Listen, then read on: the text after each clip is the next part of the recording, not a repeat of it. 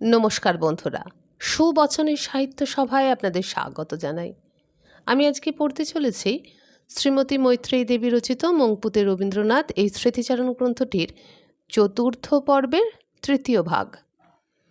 ওগো সীমন্তিনী, মাসি যে ক্রমাগত ভুগতেই লাগলো।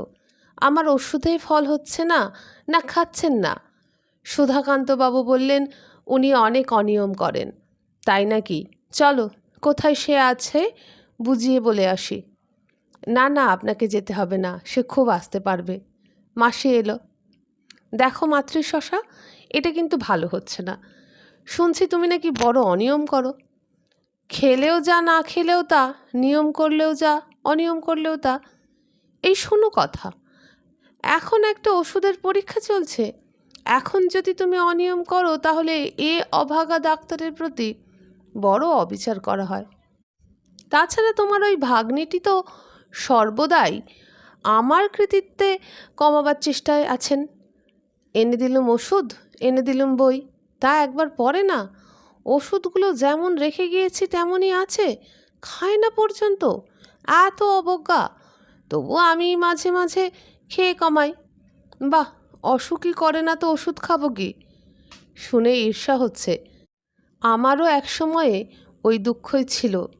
জুতো শুদ্ধ জলের ভিতর পা ডুবিয়ে ভিতরের জামা ভিজিয়ে কত রকমে চেষ্টা করতুম, কিন্তু কি অসম্ভব রকম ভালো ছিল শরীর, একেবারে অভদ্র রকম ভালো। জীবনে মাথা পর্যন্ত কখনো ধরেনি। মিঠুয়া নাচতে নাচতে এসে কোলের উপর ঝাঁপিয়ে পড়ল। দাদু, একটা গান করো। তুমি সেই গানটা জানো? কোনটা মিঠুয়া? খোলো খোলো দ্বার আর আজ আমাদের ছুটি। এককালে তো জানতুম মনে হচ্ছে, দেখি মনে আছে কি না। দুটো গানই করলেন। খুকু চুপ করে শুনতে লাগলো। আচ্ছা, এতটুকু মেয়ে এমন করে গান শোনে এ আমি কিন্তু দেখিনি। এখানে যে তোমার গান শেখাবার কোনো ব্যবস্থা নেই। নিজে তো শিখলে না, মেয়েকে শিখিও কিন্তু। ওরে তৃষ্ণা মিটিও, নইলে অন্যায় হবে। তুমি যখন অন্যত্র কাজে ব্যস্ত থাকো তখনও মাঝে মাঝে আসে। কখনো বলে দাদু চকোলেট, কখনো বলে দাদু গান। দুটোই যে ওর সমান প্রিয় এটা কম নয়। তোমার জামাই তো হবেন আর্টিস্ট, আর ইনি যদি গাইয়ে হন, তবে এই দুই আর্টিস্টের মিলন বিশেষ সুবিধের হবে কি না কি জানি। তার চেয়ে মিঠুয়াকে একটু চৈনিক লিচু খাইয়ে দাও। মনে রেখো দৈনিক চা খাইবে চৈনিক। গায়ে যদি বল পাও হবে তবে সৈনিক। জাপানিরা যদি আসে চিরেনিক দৈনিক। আধুনিক কবিদের যত পারে বৈনিক। শান্তিনিকেতনে যেদিন এই ছড়াটা বললেন সেদিন আরও একটা ছড়া বলেছিলেন। জাপানি ও জাপানি, তোমার হাড়েতে লাগিবে কাঁপানি। এখন যতই করো লাফানি ঝাঁপানি, সেটা প্রকাণ্ড ছিল কিন্তু মনে করতে পারছি না। যাক, তাতে বেশি ক্ষতি নেই। না হয় আমার ছড়া লোক থেকে একটা ছড়া খসেই গেছে। তবু তো তুমি অনেক মনে করে রেখেছ। আগে তো কথায় কথায় বলতুম, সব হারিয়ে গেছে। আচ্ছা, তোমরা ছাতু খাও না কেন? ছাতু জিনিসটি ভালো, আর তেমন করে মাখতে পারলে অতি উপাদেয় ব্যাপার হয়। একসময় ভালো ছাতু মাখিয়ে বলে আমার নাম ছিল। মেজদার টেবিলে ছাতু মাখতুম মারমালেট দিয়ে। মারমালেট দিয়ে ছাতু? নয়তো কি, অতি উপাদেয় সুখাদ্য। আনাও না ছাতু। মংপুতে তো নয়ই, দার্জিলিংয়েও জবের ছাতু পাওয়া গেল না। মুড়ির ছাতু তৈরি হলো, তাতেই চলে যাবে। মারমালেট এলো, গোল্ডেন সিরাপ এলো, আদার রস, দুধ, কলা, মাখন প্রভৃতি যেখানে যা আছে সব ছাতুর উপরে পড়তে লাগলো, আর মাখা চলল আধ ঘন্টা ধরে। আপনার রসুনটাই বা বাদ যায় কেন? একটু পেঁয়াজের রসও পড়ুক না। বটে, ঠাট্টা, খেয়ে দেখো। সন্ধেবেলা বসবার ঘরে আসর বসল। প্লেটে প্লেটে ভাগ হয়ে এলো ছাতু। সবাই ওর সামনেই শুরু করলুম। হবি তো আমি একবারে সামনে, আর সবাই একটু এদিক ওদিক, কাজেই আমারই বিপদ বেশি। সোজা তাকিয়ে আছেন। মুখে তোলা মাত্র জিজ্ঞাসা করলেন, কী রকম? সত্যি বলতে গেলে খুব যে উপাদেয় লেগেছিল তা নয়, তবু প্রায় তৎক্ষণাৎ বললুম, খুব চমৎকার, এ তো রোজ খেলেই হয়। সেই বিলম্বটুকু নজর এড়ায়নি। মাতৃশশা, তোমার কেমন লাগলো? নির্ভয়ে কব, স্বচ্ছন্দে। এতই কি ভালো? দেখো, তোমার ভাগ্নিরও ঠিক তাই মত, কিন্তু স্ত্রী সুলভ চাতুরীবশত সামলে নিলেন। স্পষ্ট দেখলুম মুখে দিতেই মুখটা কেমন হয়ে গেল। একবারে তখনই বলে উঠলেন, খুব চমৎকার। যত খারাপ লাগছে তত বলে আরও খাওয়া যাক। মেয়েরা তো এমনি করেই বশ করে, একেই তো বলে। বেশ বেশ, ভালো বললে যদি তার এত ব্যাখ্যা শুনতে হয়, এত গাল খেতে হয়, তাহলে না হয় খারাপই বলা গেল। তোমাদের ছাতুর দোষ গো, ছাতুর দোষ। তা না হলে ভালো না হয়েই যায় না। মেজদার টেবিলে সবাই তো উৎসুক হয়ে থাকতেন, তারা কি কিছু কম শৌখিন ছিলেন? যাক, কাল আবার একবার চেষ্টা করতে হবে। মাসিকে দিয়ে ভালো বলাতেই হবে। আমি ছাতু মাখবো আর উনি অবজ্ঞা করে বলবেন, এতই কি ভালো? এও সহ্য করতে হলো বিশ্বকবির। কেন, বিশ্বকবির তাতে দুঃখটা কি? ছাতু মাখিয়ে বলে তো আর আপনার খ্যাতি নয় যে সেটি খোয়া যাবে। রীতিমতো খ্যাতি ছিল, মাসির কাছে সেটি প্রমাণ করা চাই। কাল কিন্তু ভালো ছাতু এনো, ওসব বাজে ছাতু চলবে না। কিন্তু এনো বললেই তো ছাতু আসে না, এটা একটা গণ্ডগ্রাম, এখানে কিছুই পাওয়া যায় না। মাসিকে বললুম, কি বিপদে ফেললি, এখন ছাতু পাই কোথায়? তখন জব ভাজিয়ে জাঁতায় গুঁড়ো করানো হলো। দেখে মনে হলো ঠিকই হয়েছে। সেদিন বিকেলে সবাই বেড়াতে গিয়েছেন। উনি বললেন, চলো ছাতু মাখা যাক। আবার এলো সব, যা যা চোখের সামনে ছিল বা মনে পড়ল সব মিশল ছাতুর সঙ্গে। তখন বললেন, একটু খেয়ে দেখো। মুখে দিয়েই দেখি ছাতু মোটেই ছাতু হয়নি, সব দানাগুলো কড়কড় করছে। উনিও দেখলেন। যাক, ভালোই হয়েছে, আজ মাসিকে জব্দ করা যাবে। কাল মাসি ভালো হয়নি বলেছে, ভেবেছে তাতে আমায় দুঃখ দেওয়া হয়েছে। আজ আর কিছুতেই বলতে পারবে না ভালো হয়নি। দেখো, যতই কড়কড় করুক হাসি মুখে বলবে, এ তো অতি উত্তম। তবে বেচারাকে পরীক্ষার পর খেতে দেবার জন্য খানিকটা চেলে নিয়ে ভালো ছাতু মেখে রাখা যাক। উনি যখন খেতে বসেছেন, মাসি বেরিয়ে ফিরলেন। মাতৃশশা, গিয়েছিলে কোথায়? আমি যে তোমার জন্য ছাতু মেখে নিয়ে বসে আছি। তাই নাকি? কোথায়? ওই যে ঢাকা রয়েছে। ঢাকা খুলে মাসি খানিকটা নিলে, খেতে খেতে বললে, আজ তো খুবই চমৎকার হয়েছে, কালকের চেয়ে ঢের ভালো। আমরা হেসে উঠলুম। অপ্রস্তুত হয়ে মাসির চামচ পড়ে গেল। মাতৃশশা, কাল যে কাজটা করেছিলে সেটা স্বজাতির বিরুদ্ধতা, আজকেরটাই ঠিক। এইসব বিষয়ে সত্য মিথ্যার মূল্য সমান। দুঃখ দিতে চাও না, এইটাই অমূল্য। কেমন আছেন আজ? বেঁচে আছি, এইটাই দুঃখ। এইমাত্র তোমার কর্তৃকারক খবর শুনিয়ে গেলেন, এই যে সব দেশের উপর হানাহানি চলছে, ওরা তো অপরিচিত নয়। ওখানে কত সুন্দর দিন, কত আনন্দে কাটিয়েছি। মনে পড়ে সেই সব হাসি হাসি মুখ, আদর অভ্যর্থনা, আর কষ্ট হয়। কেন এ অত্যাচার, এ কি এ জগৎব্যাপী আজ যে হানাহানি, যে বিরাট মরণযজ্ঞের আয়োজন চলেছে, সেই ভীষণ দুঃখের সামনে নিজেদের ছোটোখাটো দুঃখগুলো এত তুচ্ছ, এত অকিঞ্চিতকর বোধ হয় যে তাদের আর কোনো প্রাধান্য দিতে লজ্জা পাই। অথচ যত বেদনাই লাগুক, একটা করে আঙুল তুলেও তো সাহায্য করতে পারবো না কাউকে। তবে নীরব বেদনার কি কোনো মূল্যই নেই? কি জানি, যেমন মানুষের হাতে শানিত ছুরি, মানুষের হিংস্র আক্রোশ লেলিহান হয়ে উঠেছে, তেমনি তারই পাশে এই যে আমাদের গভীর বেদনা পঞ্জীভূত হয়ে উঠেছে, এ কি একেবারে নিষ্ফল, নিরর্থক? তবে এই বা এলো কেন? এই যদি বিরাট বিশ্বব্যাপী সত্তার কল্পনা করা যায় যে এক হাতে মারে আর এক হাতে আনে জীবন, যে নিজ হাতে নিজের সৃষ্টিকে মুছে মুছে তার সংশোধন করে চলেছে, সর্বশক্তিমান নয়, তাহলে তো চরম ভালোটির সৃষ্টি করতে পারতেন। কিন্তু আদি যুগ থেকেই চলেছে কাটাকুটি, মোছামুছি, প্রাণপণ চেষ্টা আরও ভালো থেকে আরও ভালো করবার। প্রথমে আদিম যুগের প্রাণীগুলো গেল বাদ পড়ে। সৃষ্টিকর্তার ধ্যানে লোকের আদর্শের সঙ্গে তারা মিলল না। মানুষের নৈতিক চেষ্টার মধ্যেও আছে এই জিনিস। মানুষের ইতিহাসও বারবার পাল্টিয়ে লেখা হতে থাকে। সেই কাটাকুটির দুঃখ তো পেতেই হবে। আজ সকালবেলা বসে বসে তাই মনে হচ্ছিল সেই মন্ত্র, স তপঃ তপত, স তপ্তস্তপ্তা সর্বম সৃজত যদিদং কিঞ্চ। যিনি তপস্যায় তপ্ত হয়ে এই সমস্ত সৃষ্টি করেছেন, এই বিরাট সৃষ্টিকার্যের মধ্যে বিরাট দুঃখও আছে, কিন্তু তার চাইতেও বড় হয়ে আছে মঙ্গলের আদর্শ। তা না হলে সে আদর্শের কথা আমাদের মনেই উঠত না। এ কথা মনে হতো না যে যদি প্রেম দিলে না প্রাণে। একদিন ডাকের সঙ্গে এলো এক বোতল মধু। শিশিটা ভেঙে গুঁড়ো গুঁড়ো হয়ে গেছে। ওগো মাংপবি, তোমার মধুর কবিতা লেখার পর থেকে কেবল মধুই আসছে, মধুই আসছে, কিন্তু কবিতা তো আর বেরোচ্ছে না।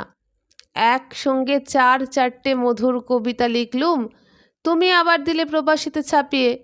সবাই ভাবলে এই হচ্ছে কবিতা লিখবার সহজ উপায়, পাঠাও একে মধু, মধু পাঠাও, কিন্তু কবিতা তো আর বেরোচ্ছে না। কেবলমাত্র মধু যে কবিতার ইন্সপিরেশন যোগায় না, তা তো আরও অকবিদের জানা নেই। রথিতা বলেছিলেন তার চেয়ে যদি আপনি চাল ডালের উপর কবিতা লিখতেন সে আরও ভালো হতো, তাতে সংসার খরচটা অনেকটা বাঁচত। সুধাকান্তবাবু এগিয়ে এলেন। গুরুদেব, আমাদের ডাক্তার সেন থাকেন চুপচাপ, কিন্তু এদিকে রস আছে। মধুর কবিতা লেখাতে মধু আসছে শুনে তিনি বললেন, গুরুদেব যদি তার চেয়ে বধুর কবিতা লিখতেন আর বধূ আসতে থাকতো। ডাক্তার সেন দরজার আড়াল থেকে নিষেধের প্রচণ্ড ভ্রুকুটি করলেন। তাই বলে নাকি গো, গেল কোথায়? এ তো খুব প্রস্তাব ভালো, যাকে বলে গিয়ে একটা গুড সাজেশন। গতবার গাছের ডাল দিয়ে যে ঘর বানাতে বলেছিলেন সেটা বানানো হয়েছিল, তার নাম দিয়েছিলেন শৈলকুলায়। আজ চলো তোমার শৈলকুলায়। আচ্ছা, গাড়ি নিয়ে আসি, সুধাকান্তবাবুকে ডাকি। ওহ, ভারী এক সুধাকান্তবাবু পেয়েছে। কেন, সে কি আমায় ঘাড়ে করে নিয়ে যাবে নাকি? এমন সময় সুধাকান্তবাবুর পুনঃপ্রবেশ। এই যে আসুন আসুন, আপনার জন্য যে আমরা ব্যাকুল হয়ে উঠেছিলাম। শৈলকুলায় খুব ভালো লেগেছিল। ওই চা বাগানের ভিতরের রাস্তাটা তো ভারী সুন্দর। এদিকটা আমার কিছু জানা ছিল না। এই গাছটিও একটি সুকুমার ভঙ্গিতে নেমে এসেছে। সামনে ও গুঁড়িটাও রেখেছ ভালো জায়গায়। এইখানে তুমি বসবে, আর তোমার ভক্ত বসবে ঘাসের উপরে। ফস করে এখানে ভক্ত পাবো কোথায়? আরে তেমন করে চেষ্টা করলে কি 1-আধটা ভক্ত জোগাড় হবে না? সুধাকান্তবাবুকে বলে দেখব, বোধহয় বেশি পিড়াপিড়ি করতে হবে না।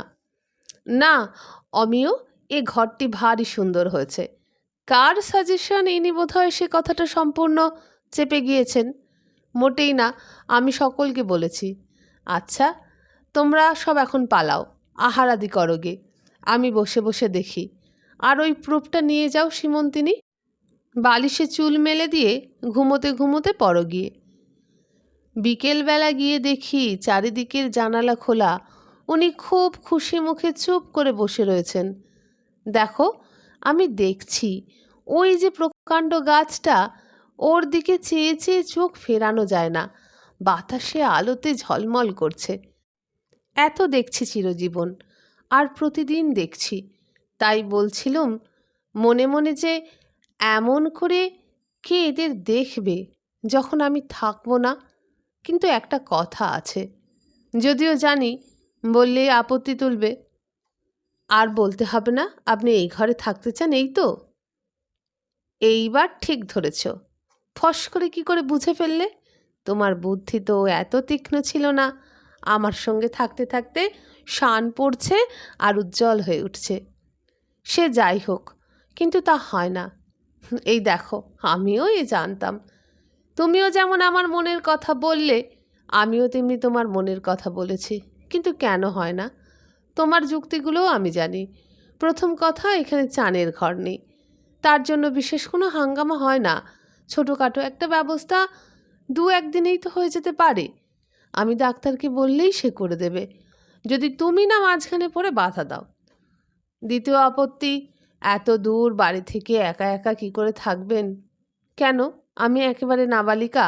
আমায় গুন্ডারা রাতারাতি চুরি করে নিয়ে যাবে? কিন্তু নিলেও সামলাতে পারবে না, তোমার ভয় নেই।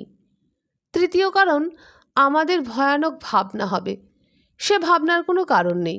সেই অনির্বচনীয় অলৌকিক অকারণ ভাবনার জন্য আমার এখানে থাকা হবে না, যেখানে থাকলে আমার শারীরিক মানসিক সব দিক দিয়ে ভালো হতো।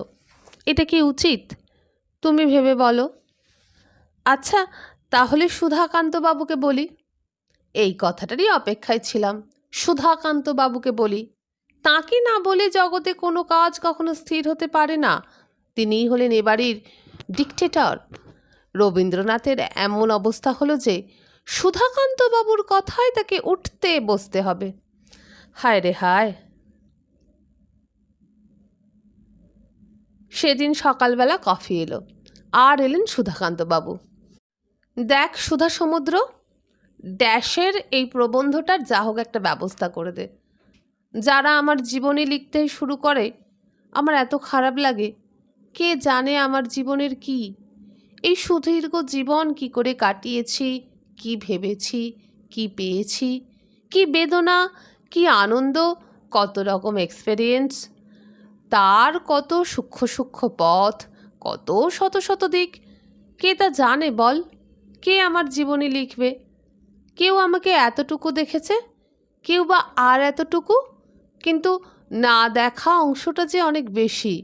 তাই আমার খারাপ লাগে কেউ যখন ফস করে লিখে বসে মানুষ রবীন্দ্রনাথ, রবীন্দ্রনাথের ব্যক্তিত্ব বা ওই জাতীয় একটা কিছু। কে জানে মানুষ রবীন্দ্রনাথের খবর কতটুকু তার তোমরা দেখেছ? আপনি নিজে লিখলেন না কেন? সে হয় না, সে হয় না। যে পর্যন্ত হয় সে পর্যন্ত ছবি মাত্র, সে পর্যন্ত তো লিখেছি। কিন্তু যখন সত্যিকারের জীবন শুরু হলো সে আর লেখা যায় না। লিখতে গেলে আবার সেই এক্সপেরিয়েন্সের মধ্যে চিন্তা ফিরিয়ে নিয়ে যেতে হয়, সে বড় বেদনা। আর দেখো ওই ডায়েরি, সে আমার দ্বারা কোনো কালে লেখা হলো না। ইমোশনের একটা গোপনীয়তা আছে, তা হাটের মাঝখানে প্রকাশ্য নয়। তা হবে কেন? যেমন করে প্রকাশ্য হতে পারে তেমন করেই হবে। ঘটনাগুলোকে ধরে রাখলে পরে তো তাকে অবলম্বন করে লেখা যায়। মৃত্যু আছে যে মৃত্যু, সে যে হঠাৎ আসে, তখন জীবন বৃত্তান্ত যেমন করে শোনাতে চাও তেমন করেই লোকে শোনে। আপনার জীবন সম্বন্ধে দেশের লোকের অসীম কৌতূহল। আর তাছাড়া পস্টেরিটিকে তো জানবার সুযোগ দেওয়া উচিত। বটেই তো, আমার জীবন একেবারে পথে পড়ে আছে, সকলেরই তাতে অধিকার। গ্রেটনেসের পেনাল্টি, সে কি আর জীবনে শেষ হবে না গো? কতই তো চলছে। চিঠির পর চিঠি লেখো, বক্তৃতা দাও, দেশ শুদ্ধ নবজাতকের নামকরণ করো। নিজের বিয়ের কোনো ব্যবস্থা নেই, সে কথা উত্থাপন মাত্র হেসে উড়িয়ে দেবে, অথচ পরের বিয়ের পদ্য লেখো। আর তার উপর আবার এই জীবনী। তবে তুমি ওই যে কি করো, কথা টুকে রাখো, কথার মালা গাঁথো, সে মন্দ নয়। কিন্তু এখন আর এই উঞ্ছবৃত্তি করে কি হবে? এখন কি আর সেদিন আছে? কথা কইবার সুযোগই বা কোথায়? বিদেশে অনেক হারিয়ে গেছে। কত বড় বড় মনীষীর সঙ্গে কত বিষয়ে আলোচনা, সেসব কেউ রাখলো না। বিশেষ করে সেবার ইউরোপে কি আশ্চর্য সমাদরে ওরা আমাকে গ্রহণ করেছিল, সে সম্পূর্ণ লুপ্ত হয়ে গেল। সে যদি কেউ রাখতো, তোমরা দেখতে পেতে কেমন করে ভারতবর্ষের কবিকে ওরা সম্মান করেছে। বোধহয় অন্য দেশে রাজা এলেও এমন সমারোহ হয় না। সেসব ভেসে গেছে, সেজন্য আমার দুঃখ হয় না তা নয়। আজ আর এই সমস্ত ছিন্ন কথার পুঁথি জমিয়ে কি করবে? আগে যদি আসতে, কাজে লাগতে পারতে। লগ্নটি সব বইয়ে দিয়ে আজ এসেছো অসময়। এক ছিল আমার পিয়ারসন সাহেব, এমনি আর হয় না। ট্রেনে যেতে যেতে, পথে যেতে যেতে যেখানে যা বলছি টুকে রাখছে। এমন তৎপর, এমন কর্মঠ, এমন সর্বদা সজাগ কি আমাদের দেশের লোক হতে পারে? ওগো দেশাত্মবাদিনী, তোমার দুঃখ হবে জানি, এক্ষুনি রণে পবিত্র হবে। কিন্তু তফাৎ আছে, ওরা আর আমরা স্বদেশীয়রা এক ধাতুর নয়। যাক, সে কথা থাক। তুমিও যেমন, জীবনকে কি ধরে রাখা যায়? যে দিনগুলো পার হয়ে এসেছি তার মধ্যেই আর ফিরে গিয়ে কি হবে? ফুরায় যা দাও ফুরাতে।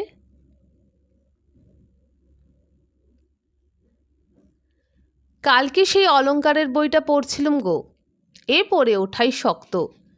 একে কি বলে সাহিত্য? এইসব পদ্ধতি মেনেই নিয়ে বিনিয়ে বাঁকিয়ে বাঁকিয়ে লেখা। অলংকার আর অনুপ্রাস আরও কত কি। অমনি করে কি সাহিত্য হয়? নিয়ম মিলিয়ে খুঁটিয়ে খুঁটিয়ে বর্ণনা। নিয়মের খাতিরে অর্থ কোথায় তলিয়ে গেল। অথচ লোকের ভালোও তো লাগতো এসব।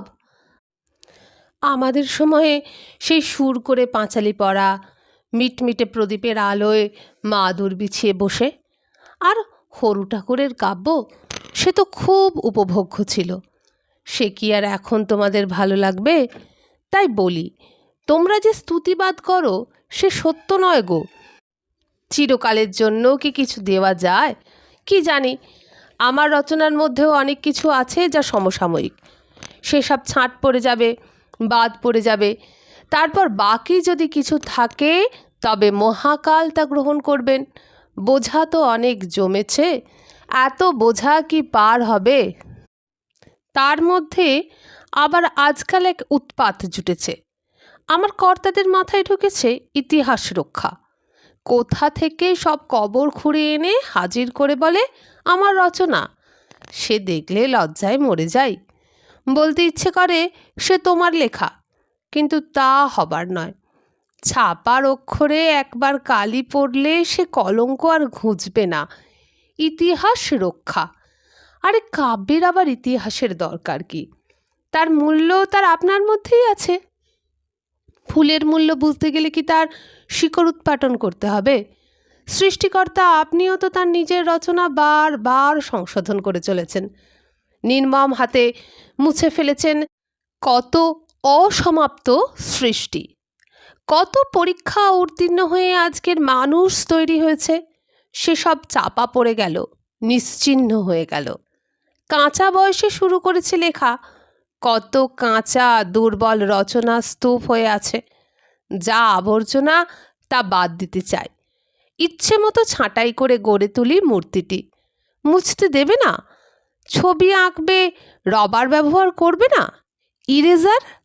কিন্তু আমার অভিভাবকরা তা হতে দেবে না। ইতিহাস চাই তাদের। এসব হচ্ছে অধ্যাপকী বুদ্ধি। যা যাবার তা যাবেই। তুমি আঁকলে বসে থাকলেও যাবে, না থাকলেও যাবে।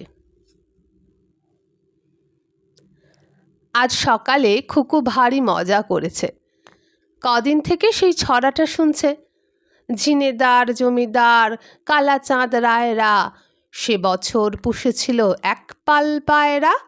তার মধ্যে একটা লাইন আছে, পায়রা জমায় সভা বক বক বকমে।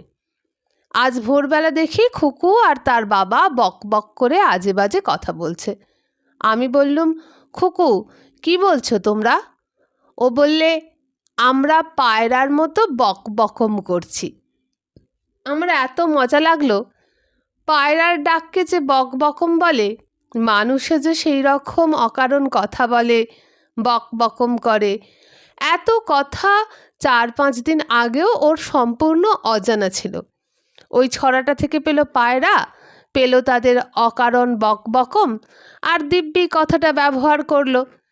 আমি বেশ লক্ষ্য করি, একটা ছড়া বা কবিতা শুনল, তারপর তার কথাগুলো শিশুদের কেমন সহজে নিজের হয়ে যায়। তাই ভাবছিলাম, এতটুকু বয়স থেকে তো শুরু হলো এবং চলবেও। তারপর হঠাৎ যখন 20-21 বছর পরে রবীন্দ্র প্রভাব মুক্ত হবার চেষ্টা করবে, তখন ব্যাপারটা কীরকম দাঁড়াবে? উনি হেসে উঠলেন। তা বটে, একটু শক্ত হবে বই কি। রবীন্দ্র প্রভাবমুক্ত, রবীন্দ্রোত্তর বা রবীন্দ্রোত্তর অনেক কিছুই তো আধুনিক হতে হলে করতে হবে। বেচারা মুশকিলে পড়বে দেখছি। সত্যি আমি ভেবে পাইনি প্রভাবমুক্ত হবার জন্য এরকম প্রাণপণ চেষ্টার দরকার কি। সহজে যদি কারো লেখা অন্যরকম হয়ে ওঠে, সে যদি সুশ্রাব্য হয়, ভালোই তো। কিন্তু তার জন্য এত চেষ্টা, এত বাড়াবাড়ি রকম হই হই, কার লেখায় কত % প্রভাব আছে তা নিয়ে এত অ্যানালিসিস কি দরকার? ভালো জিনিসের প্রভাব ক্ষতি কি? মন্দের প্রভাব থেকে বাঁচবার সে একটা কবচ তো বটে। দেখো মাংপবি, তোমরা যদি এ কথা বলো তাহলে লোকে বলবে অন্ধ ভক্তিতে যারা অন্ধ, প্রভাবে যারা সম্পূর্ণ আচ্ছন্ন, এসব তাদের কথা। সে তো নিশ্চয়ই। প্রভাবমুক্ত হবার তো পথ কিছুই দেখছি না। 5 বছর বয়সে কথা ও কাহিনী থেকে শুরু হয়েছে, এখন তো সহজপাঠ থেকে শুরু করবে এরা। আচ্ছা মিত্রা, কথা কাহিনীতে আমার বাসব দত্তা বলে একটা কবিতা আছে না?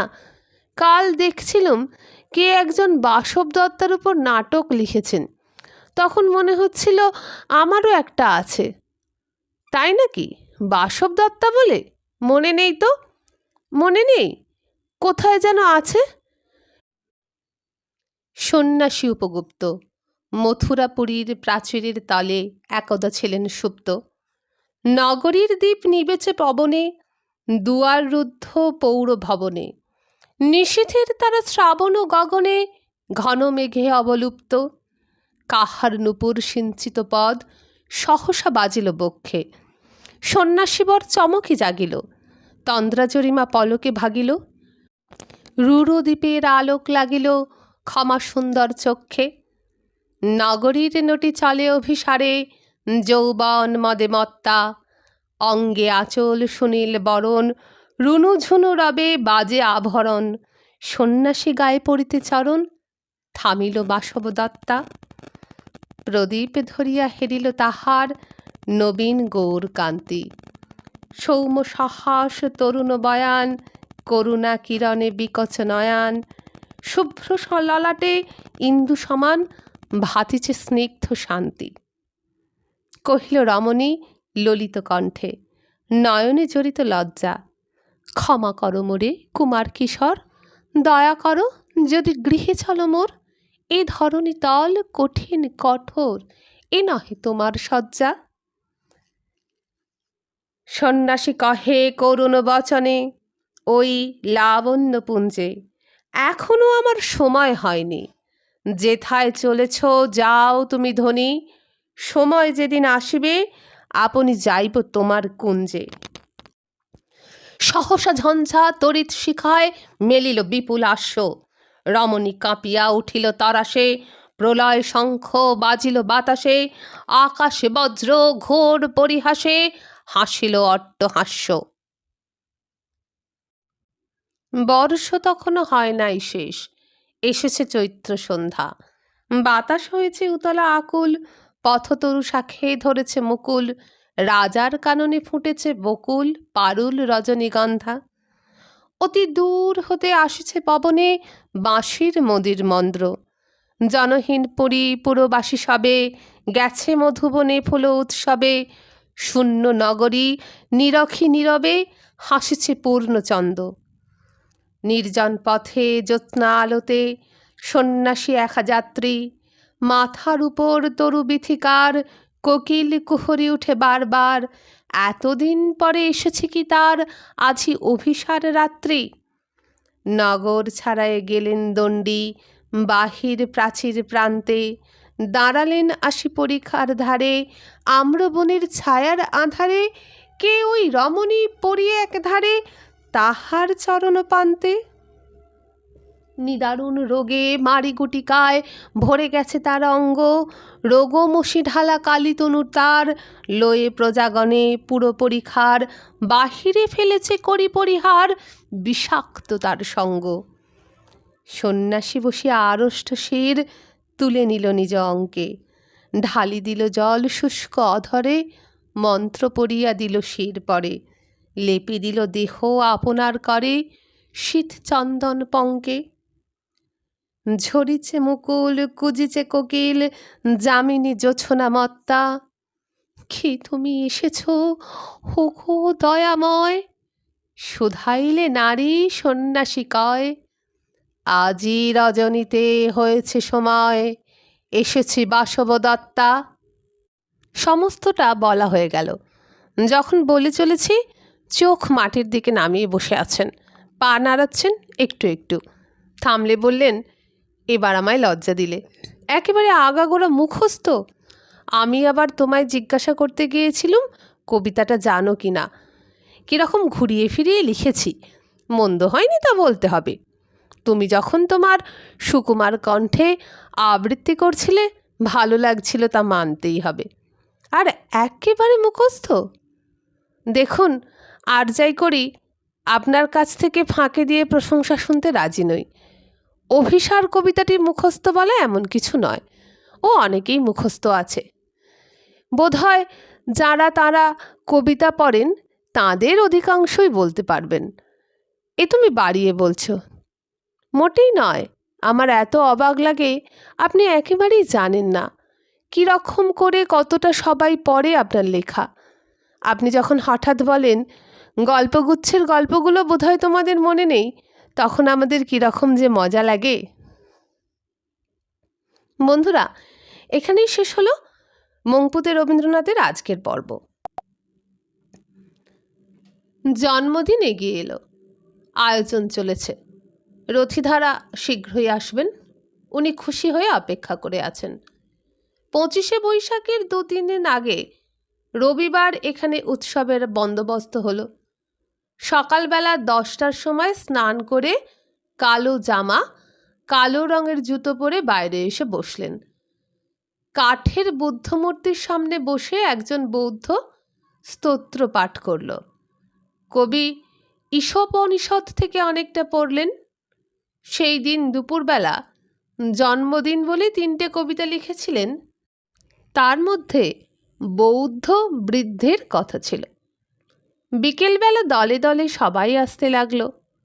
আমাদের পাহাড়ি দরিদ্র প্রতিবেশী সানাই বাজাতে লাগলো। গেরুয়া রঙের জামার উপর মাল্য চন্দন ভূষিত আশ্চর্য স্বর্গীয় সেই সৌন্দর্য সবাই স্তব্ধ হয়ে দেখতে লাগলো। ঠেলা চেয়ারে করে বাড়ির পথ দিয়ে ধীরে ধীরে ওকে নিয়ে যাওয়া হচ্ছিল।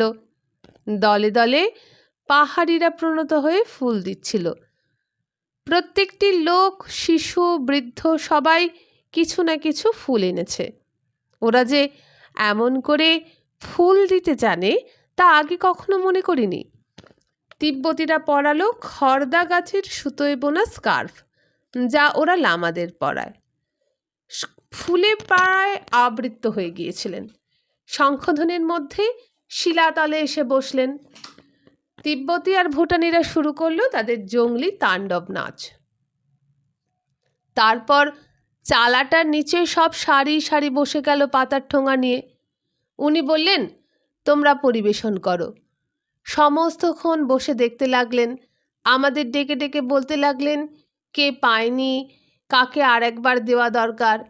সেদিন অনেক রাতে আমাদের সভা ভঙ্গ হলো। ওষুধপত্র ঠিক করে রাখতে গিয়েছি, দেখি তখনও জেগে আছেন। কি শরীরের অবস্থা কীরকম? কেন, শরীরের আবার কি হবে? হবে না বাবা, আজ শেষ রাত থেকে যা চলছে, এখন নিদ্রা দাওগে যাও।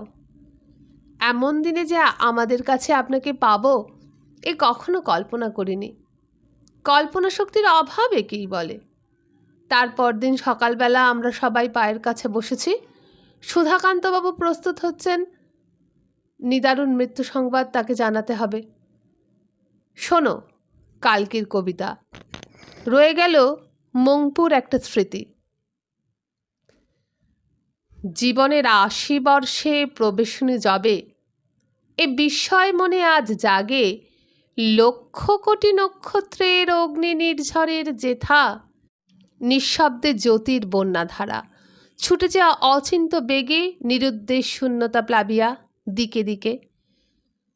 তমঘন অন্তহীন সেই আকাশের বক্ষস্থলে অকস্মাৎ করেছি উত্থান, অসীম সৃষ্টির যজ্ঞে মুহূর্তের স্ফুলিঙ্গের মতো ধারাবহী শতাব্দীর ইতিহাসে। এসেছি সেই পৃথিবীতে যেথা কল্প কল্প ধরে প্রাণপঙ্ক সমুদ্রের গর্ভ হতে উঠি জ্বরের বিরাট অঙ্কতলে উদ্ঘাটিল আপনার নিগূঢ় আশ্চর্য পরিচয় শাখায়িত রূপে রূপান্তরে। অসম্পূর্ণ অস্তিত্বের মহাবিষ্ট প্রদোষের ছায়া আচ্ছন্ন করিয়াছিল পশুলোক দীর্ঘ যুগ ধরি, কাহার একাগ্র প্রতীক্ষায় অসংখ্য দিবস রাত্রি অবসানে মন্থর গমনে এলো মানুষ প্রাণের রঙ্গভূমে। নূতন নূতন দ্বীপ একে একে উঠিতেছে জ্বলে, নূতন নূতন অর্থ লভিতেছে বাণী অপূর্ব আলোকে। মানুষ দেখেছে তার অপরূপ ভবিষ্যের রূপ পৃথিবীর নাট্যমঞ্চে, অঙ্কে অঙ্কে চৈতন্যের ধীরে ধীরে প্রকাশের পালা। আমি সেই নট্যের পাত্রদলে পড়িয়াছি সাজ। আমারও আহ্বান ছিল যবনিকা সরাবার কাজে, এ আমার পরম বিস্ময়। সাবিত্রী পৃথিবী এই আত্মারে মর্ত নিকেতন, আপনার চতুর্দিকে আকাশে আলোকে সমীরণে, ভূমিতলে সমুদ্রে পর্বতে কি গূঢ় সংকল্প বহি করিতেছি সূর্য প্রদক্ষিণ। যে রহস্য সূত্রে গাঁথা এসেছিল ৮০ বর্ষ আগে, চলে যাব কয় বর্ষ পরে। কবিতাটি পড়া হলো, আমরা সবাই একসঙ্গে বলে উঠলাম সাবিত্রী পৃথিবী। এই এক্সপ্রেশনটি আমাদের খুব ভালো লেগেছে। তারপর দ্বিতীয় কবিতাটি পড়লেন।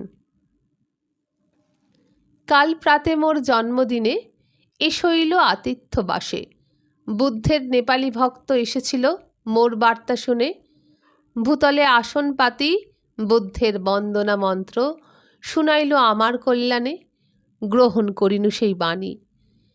এ ধরায় জন্ম নিয়ে যে মহামানব সব মানবের জন্ম সার্থক করেছে একদিন, মানুষের জন্মক্ষণ হতে নারায়ণী ধরণী যার আবির্ভাব লাগি অপেক্ষা করেছে বহু যুগ, যাহাতে প্রত্যক্ষ হল ধরায় সৃষ্টির অভিপ্রায় শুভক্ষণে পুণ্যমন্ত্রে।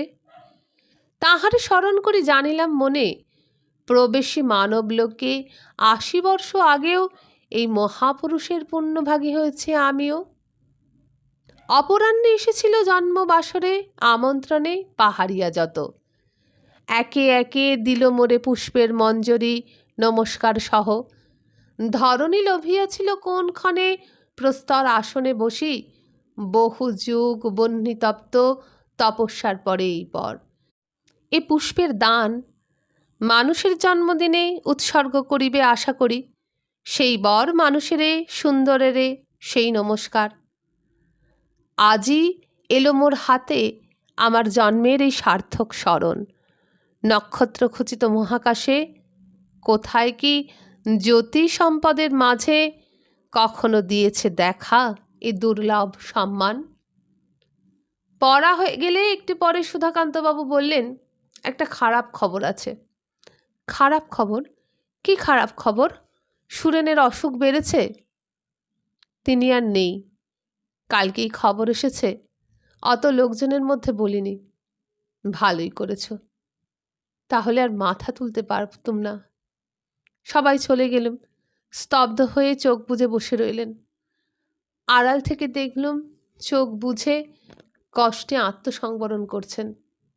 সমস্ত দিন নীরবে রইলেন, কিন্তু সব কাজে চলল। বিকেলবেলা মৃত্যু বলে একটা কবিতা আমার হাতে দিয়ে বললেন, জন্মদিন কবিতাগুলোর সঙ্গেই এটাও প্রবাসীতে যাক। সন্ধেবেলা চুপ করে বসেছিলেন। অন্ধকার বারান্দা, কি অসীম ধৈর্যে নীরবে বেদনা বহন করছিলেন। ওর মুখ দেখে বোঝা যাচ্ছিল। একবার বললেন, কেউ জানল না সে কি আশ্চর্য মানুষ ছিল। এমন মহৎ এমন শ্রেষ্ঠ মানুষ সকলের দৃষ্টির আড়ালে ছিল, অগোচরেই চলে গেল। যারা জানে শুধু তারাই বুঝবে। এমন হয় না, এমন দেখা যায় না। একদিন দুপুরবেলা কথা উঠল অ্যান্ড্রুজ সাহেবের। তার অল্পদিন পূর্বেই তার মৃত্যু হয়েছে। সুধাকান্তবাবু দেশ পত্রিকায় একটা প্রবন্ধ লিখেছেন। আমি ঘরে ঢুকতেই আমার হাতে কাগজটা দিয়ে বললেন, পড়ে দেখো, ভালো লিখেছে। এমনভাবে সমস্ত মানুষটি ফুটে উঠেছে। পড়তে পড়তে মনে পড়তে লাগলো তাকে। সকালবেলা এসেই গুরুদেব বলে জড়িয়ে ধরত। কি অকৃত্রিম আশ্চর্য ভালোবাসাই ছিল তার। কত করেছে আমাদের জন্য, অজস্র পরিশ্রম, নিঃস্বার্থ নিষ্কামভাবে। অথচ তার জন্য এতটুকু গর্ব নেই। যথার্থ খ্রিস্টান। অথচ প্রথম দিকে আমাদের মধ্যেই কেউ কেউ ওকে সন্দেহ করেছে কত রকম। সেসব কথা ওর কানেও গেছে। জল ভরা চোখে শান্তিনিকেতনের মাঠে মাঠে ঘুরে বেরিয়েছে। বলতে গেলে ওর গলা ধরে এলো। বাইরের দিকে চেয়ে চুপ করে রইলেন। কেবল মনে পড়ে সেই লাল ধুলোয় ধূসর জামাকাপড়, ধুতি খুলে পড়ছে, কোনো মতে সামলে চলছে সন্ন্যাসী। মাতৃশশা এক বাক্স পেন্সিল জন উপহার দিয়েছেন আমার জন্মদিনে। কিন্তু এ একেবারে নিঃস্বার্থতার নয়।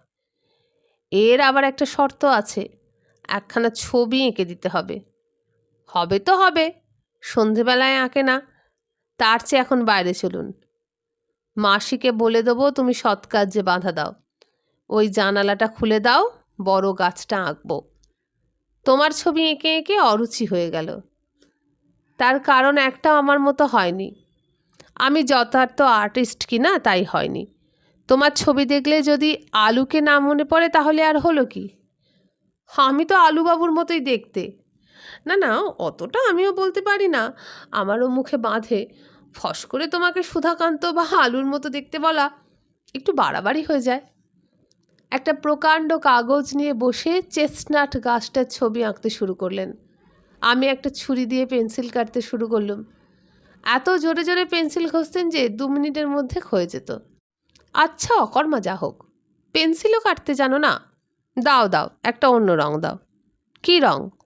আহা, অত যদি বলতে হবে তাহলে আর কি সাহায্য হলো? ছবি আঁকা চলছে।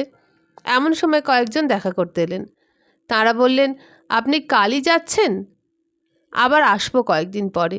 রথীরা এসেছে, যাই কয়েকদিন ঘুরে আসি। আবার আসবেন? হ্যাঁ, 7-8 দিন পরই আসবো। আমার জিনিসপত্র কাপড় চোপড় সব রেখে যাচ্ছি। তোমরা লক্ষ্য রেখো, ইনি না সব বিক্রি করে ফেলেন।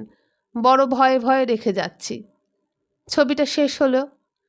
শ্রীমতী মাসি 25শে বৈশাখ লিখে মাসিকে দিলেন। বললেন, তোমার হিংসে হচ্ছে না? অন্য কেউ হলে হতো, মাসির সঙ্গে হয় না। মেয়েদের যখন ঈর্ষা হয় না তখন সে একটা অস্বাভাবিক অবস্থা। আমরা তো খুব খারাপ, ঈর্ষা দেশে পরিপূর্ণ। আহা, বোঝো না কেন? ঈর্ষা তো ভালোই।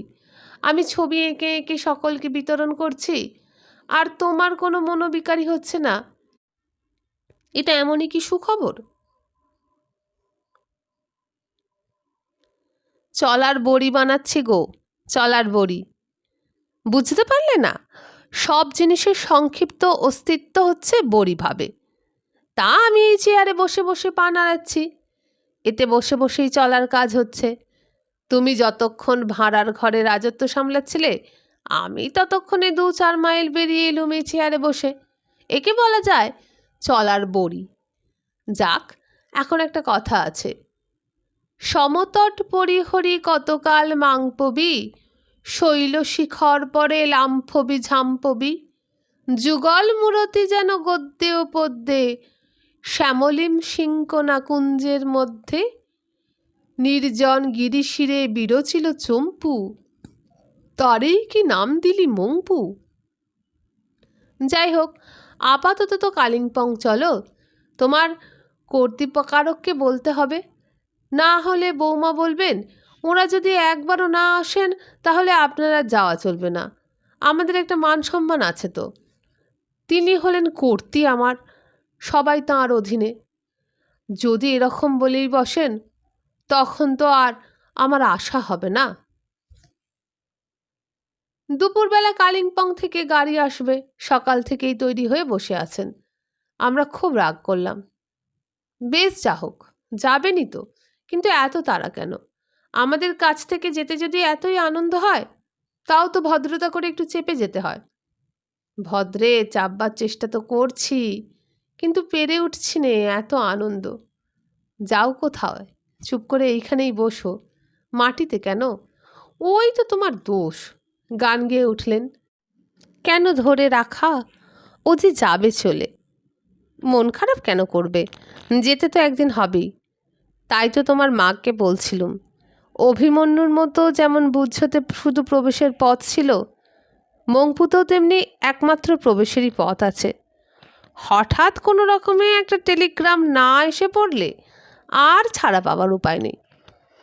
কে আপনাকে যেতে বাধা দেয়? তাই তো, আমি গেলে কত আরাম, কত খরচ কমে। তবে শেষ করে দাও, শেষ গান, তারপরে যাই চলে। তুমি ভুলে যেও এই রজনী, রজনী ভোর হলে। মাসি বললে, আপনাকে আর নিষ্ঠুরের মতো গান করতে হবে না। ও, এ বুঝি নিষ্ঠুর? তোমরা নিজেরাই নিজেদের নিষ্ঠুরতা করো। কেন দুঃখ পাবে? আসা যাওয়া এই তো নিয়ম। সহজে ইনএভিটেবলকে মেনে নিতে হবে। সময় হলে যেতে তো হবেই। তখন কি করবে? তখন ইনি কি কাণ্ডটা করবেন সেটা বুঝি নিজের প্রতি নিষ্ঠুরতা নয়, খুব অন্যায়। সময় হয়েছে নিকট, এখন বাঁধন ছিঁড়তে হবে। গৃহকর্তা এসে বললেন, এখন 25শে বৈশাখের জন্য রেডিওতে স্পেশাল প্রোগ্রাম দেবে। ওর চেয়ারটা খুব কাছে নিয়ে যাওয়া হলো। বাবু একটা প্রবন্ধ পড়ছিলেন। আজকাল বাংলা ভাষার বেশ উন্নতি হয়েছে, অনেকেই মোটামুটি লেখে ভালো। তবে এর অর্ধেকের ওপরেই তো আমার কোটেশন, রবি ঠাকুরের লেখা বললেও চলে। দরজায় গাড়ি দাঁড়িয়ে রয়েছে, জিনিসপত্র সব আগেই চলে গিয়েছে। শান্তিনিকেতনের চাইনিজ আর্টিস্টরা এসে পড়ায় একটু বিলম্ব হলো রওনা হতে। তখন বেলা পড়ে এসেছে, ওরা চলে গেলেন।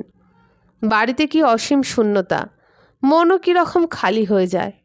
সবাই চুপ করে বসে রইলুম।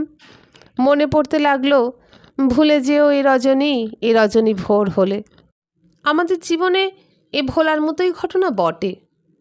তবুও আজ মনে হয় তিনি যে আর আমাদের মধ্যে বর্তমানে ও ভবিষ্যতে কোথাও নেই, আর যে কখনো হাসি মুখে তেমনি অপূর্ব আনন্দে আনন্দিত করে আমাদের মাঝখানে দাঁড়াবেন না, এই গভীর বেদনাদায়ক ক্ষতি কি করে আমরা সহ্য করছি।